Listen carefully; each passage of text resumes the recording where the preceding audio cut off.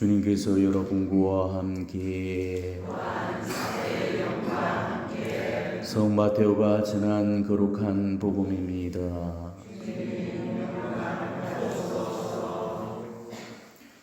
다윗의 자손이시며 아브라함의 자손이신 예수 그리스도의 족보.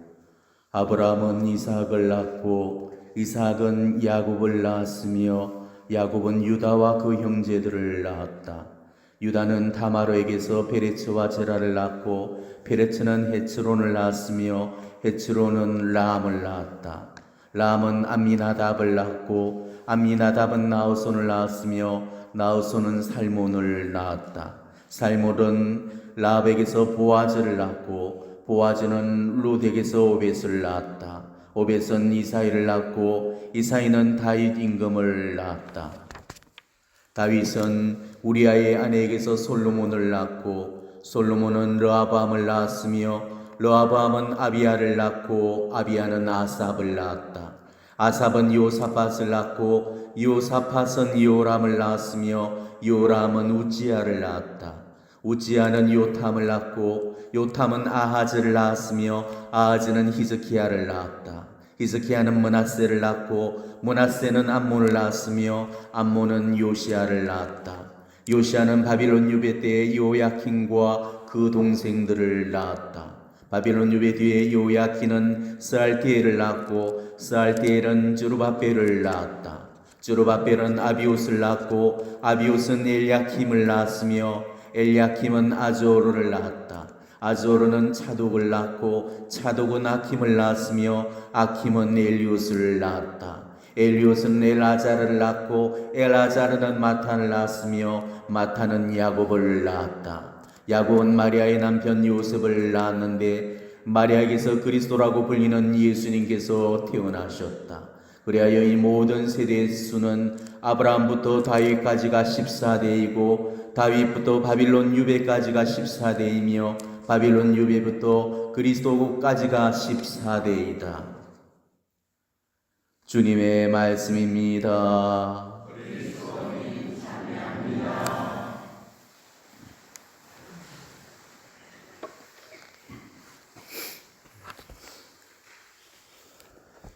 네, 오늘 복음은 예수 그리스도의 족보를 열게 놓은 마테오 복음의 첫 대목입니다. 근데 정말 재미없게도 처음부터 끝까지 누구는 누구를 낳고 누구는 누구를 낳고 이 말이 계속 반복이 되고 있죠.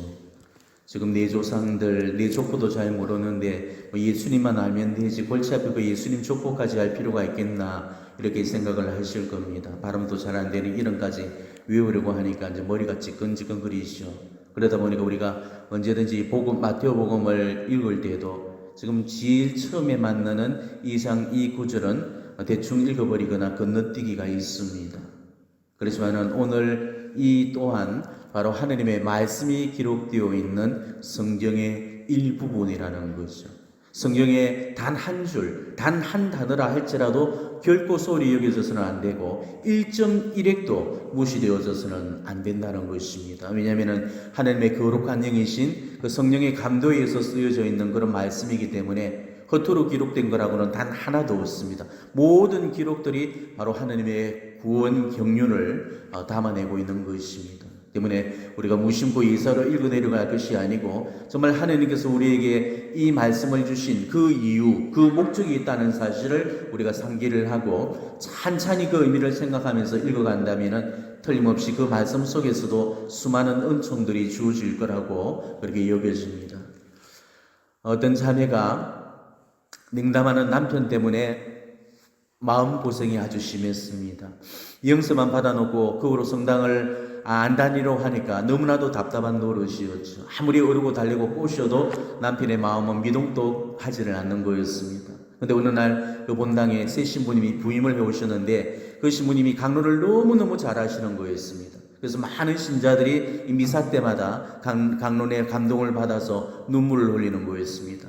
그래서 그 자매는 이참에 남편도 성당에 나와서 신부님 강론 한 번만 들으면은 회개할 건데 싶어서 남편한테 애걸복벌 매달려 보기로 그렇게 결심을 했죠. 그래서 어느 날 정말 사생결단의 그런 각오로 남편한테 성당에 가자고 제안을 했습니다. 하지만 남편은 눈도 꿈쩍대지를 않았죠. 그 자매는 자기 일평생 소원이라면서 이번에 딱 한 번만 성당에 나가달라고 빌었습니다. 결국 부인의 성화에 못 이긴 남편이 딱 한 번만 따라가 준다는 그 다짐을 받고 미사에 함께 따라 나섰던 거죠. 미사가 시작이 되고 잔뜩 꿈에 부풀어 있던 그 자매는 얼마 안 있어서 얼굴이 사색이 되고 말았습니다. 왜냐하면 그날따라 그 복음이 하필 오늘 이 복음이었던 거죠. 누구는 누구를 낳고 또 누구는 누구를 낳고, 자기가 지금 들어도 지겨워 죽을 판인데 남편은 오죽하겠냐면서 죽 쏟다고 그렇게 생각을 해버렸죠. 거기다가 그 신부님의 강론 말씀도 그날따라 너무가 재미가 없고 식상한 말씀만 늘어놓는 거였습니다. 그래서 다 베렸다고 생각을 하고 서둘러 미사를 마치고 그야말로 실망 반 천년 반의 심정으로 귀가를 했습니다. 그런데 성당에서 돌아왔던 그 남편이 아주 진지하고 심각한 그런 표정으로 부인을 앉혀놓고 뜬금없이 이렇게 말하더라는 것입니다. 여보, 오늘 정말 많은 것을 깨달은 날이요.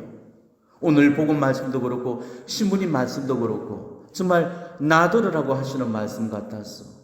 고작 인생 해봤자 한 시대를 살아가는 것뿐인데 언젠가는 죽어서 족보에 이름자 한자 올리는 것뿐인데 아기다툼 버리고 아웅다웅 살아간다는 것, 이게 얼마나 무의미하고 부질없는 짓인가를 오늘 비로소 깨달았어. 이제 하느님께 귀해서 남은 여생을 다시 한번 살아볼 작정이요. 그러면서 완전히 회개를 하고 딴 사람이 되고 말았다고 합니다. 그리고 지금은 오히려 그 부인보다도 더 열심한 그런 신자가 되어 있다고 합니다. 이런 게 말씀이 주시는 은혜라는 거죠. 그 어떤 말씀이라 할지라도 그걸 정말 하나님께 주시는 말씀으로 듣는 그 사람들한테 그 말씀은 반드시 은혜로 다가오게 됩니다. 그러니 여러분들 오늘 이 말씀 앞에서 정말 귀를 기울이시고 심령을 활짝 여셔서 정말 은총을 받아들일 그런 준비를 갖추시기를 바랍니다. 오늘 이 마태복음 사가가 복음서의 맨 처음 시작을 예수님 족보로 시작해 놓은 그 이유는 단순히 한 집안의 족보를 밝히려는데 그 목적이 있었던 게 아니었습니다. 예수 그리스도가 바로 유다 지파의 다윗의 계보를 잇는 진정한 메시아라는 것을 증명해내기 위한 거지. 분명히 구약 성경에는 메시아가 유다 지파에서 나오리라고 그렇게 예고되어 있습니다. 바로 그 예언에 따라서 메시아가 유다 지파의 정통 계보 속에서 대를 이어서 준비되어 왔던 겁니다.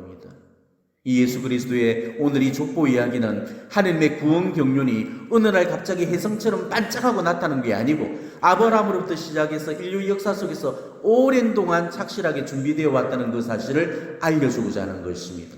우리가 이 족보의 흐름을 보게 되면 모든 역사와 계보와 그 세대가 결국 예수 그리스도께로 모아지게 되고 인류 역사의 어느 세대 어느 급에도 이 진실에서 비껴가지를 않습니다. 그렇기 때문에 오늘 이 예수 그리스도의 족보는 단순히 예수 그리스도 한 분의 그런 집안 족보만을 의미하는 게 아니고 바로 구원자로서의 예수 그리스도의 족보이고 동시에 우리 인류 구원의 계보이고 족보라는 것입니다.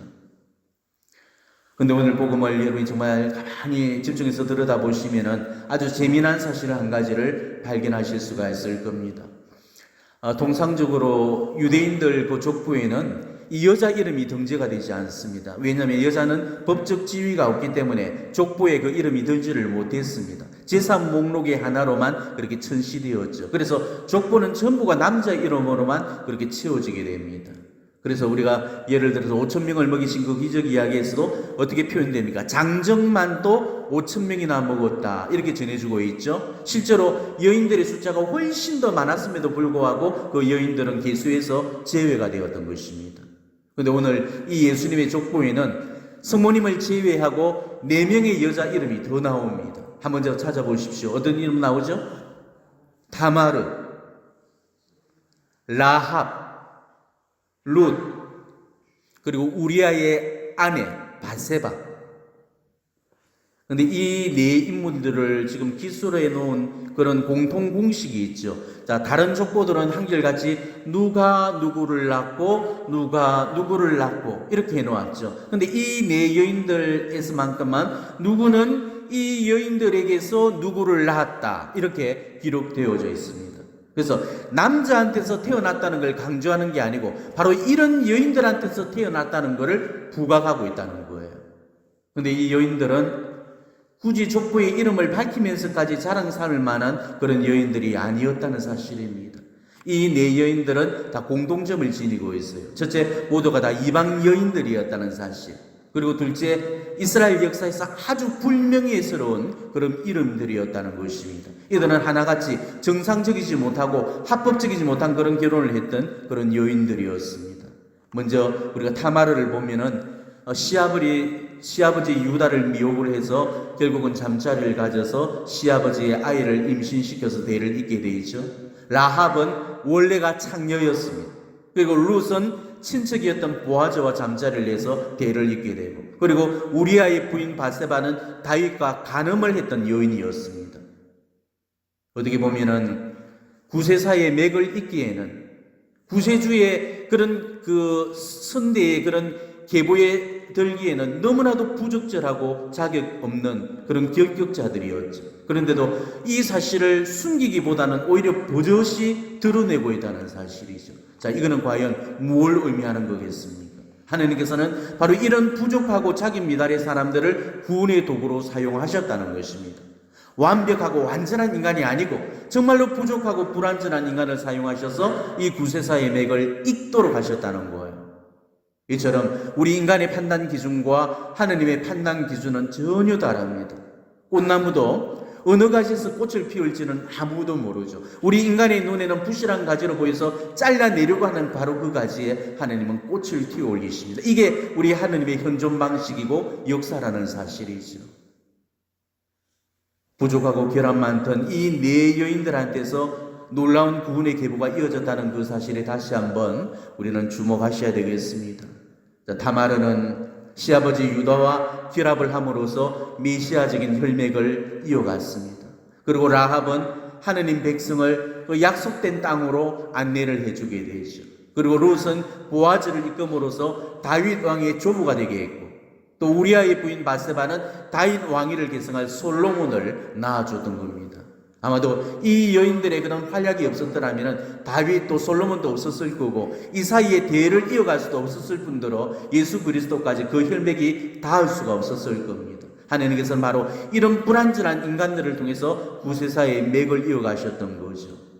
자, 이처럼 하나님의 구원은 정말 하나님께서 청량할 수 없는 자비로서 우리를 선택을 하신 거지, 우리가 자격이 있거나 공로가 있어서 선택받은 것이 절대 아니라는 사실입니다. 그렇기 때문에 오늘도 다마르처럼, 정말 라합처럼, 룻처럼, 바세바처럼 허물투성이고 불완전하고 연약한 그런 우리들을 선택하셔서 바로 우리들을 통해서 당신의 뜻을 이루고자 하시는 겁니다. 하느님은 오늘도 당신의 구원 계획을 이어가기 위해서 지금 우리를 사용하시려고 하십니다. 부족하고 정말 연약하고 아무것도 아닌 우리를 당신의 구원 계획을 위한 도구로 쓰시고자 하십니다. 그런데도 지금 하나님께서 우리를 쓰시지 못하고 계시는 거죠. 하나님이 우리를 쓰시지 못하는 까닭이 우리가 부족하기 때문에 그러신 게 아닙니다. 우리가 허약하기 때문에 못 쓰시는 것도 아닙니다. 우리가 죄가 많고 불완전하기 때문도 아닙니다. 우리가 하나님께 자신을 완전히 드리지 못하기 때문에, 그래서 하나님께서 우리를 쓰시지 못하는 거죠. 우리도 성모님처럼 보십시오, 저는 주님의 종입니다. 말씀하신 대로 저에게 이루어지기를 바랍니다. 그렇게 온전히 자신을 드리기만 했어도 주님은 우리를 통해서 이 세상 구원을 완성을 하셨을 겁니다. 우리가 정말 하나님께서 쓰실 도구가 되기 위해서는 하느님만을 신뢰하고 온전히 성모님의 피앗을 하면서 자신을 맡겨드릴 수 있어야 됩니다. 어떤 경우에라도 안 해요, 못해요, 어려워요, 힘들어요, 시간이 없어요, 능력이 없어요, 이런 소리만 안 해도 하나님은 우리를 가져다 쓰실 겁니다. 우리가 자신을 쓰라고 드려야만 쓰시는 거지, 쓰시라고 드리지도 않는데 하나님께서 우리를 어떻게 쓰실 수가 있겠습니까? 정말 부족하더라도, 모자라더라도, 연약하고 허약하더라도, 이렇게 불완전하고 죄 투성이, 결점 투성이라 할지라도 이런 부족한 자신을 쓰시라고 드리기만 한다면 하나님께서는 우리를 어느 자리 어떤 곳에라도 쓰실 것입니다. 우리가 못 드려서 못 쓰시는 거지, 쓰실 자리가 없어서 못 쓰는 게 아니라는 것이죠. 주님의 구원 사업을 잇는다는 것은 정말로 힘들고 외롭고 고달프고 가혹한 일입니다. 정말 완전한 사람도 해내기가 힘든 일을 불완전한 사람들이 감당하다 보니까 다들 죽을 맛이죠. 그러다 보니까 다들 조금만 하다가 힘들다면서 못하겠다고 발을 빼게 됩니다. 하느님 일이 때로는 버겁고 정말 고달프고 힘에 부치더라도, 그리고 때로는 그런 자신에 대한 실망감이 밀려올 때라도 우리가 비관하지 말고 하느님 부르심에 전적인 신뢰심을 갖고 한 발 한 발 정말 하느님께 나아갈 수 있어야 되겠습니다. 이렇게 부족한 내가 하느님께 부르심을 받았다는 그 사실을 자괴하기보다는 감사를 하고 오히려 기뻐하면서 우리 사도직의 소명을 이어가야만 될 것입니다. 구원 역사가 부족한 이들이 이뤄낸 흔적이라는 것을 우리가 안다면 하느님은 지금 이런 부족한 나에게 희망을 걸고 계시다는 사실도 잊어서는 안 될 것입니다. 하느님께서 나에게 걸고 있는 이 희망을 제발 실패시켜드리지 마시기 바랍니다. 하느님은 지금 우리 하나하나를 믿고 계십니다. 너라면은 내 말을 들어주겠지. 너라면은 내 뜻을 받들어주겠지. 너라면은 내 일을 감당해주겠지. 지금 우리에게 이런 희망을 걸고 우리에게 당신의 손을 내밀고 있습니다. 하느님은 지금 나의 손길을 필요로 하십니다. 오늘도 우리는 우리의 부족한 손과 발과 입과 오관을 정말 주님께서 쓰실 수 있도록 드려야 되고, 우리의 마음과 정신과 힘과 정성을 다해서 우리가 하느님을 도와야 될 것입니다. 이게 오늘 복음이 우리에게 주고자 하는 메시지요, 교훈이 될 겁니다.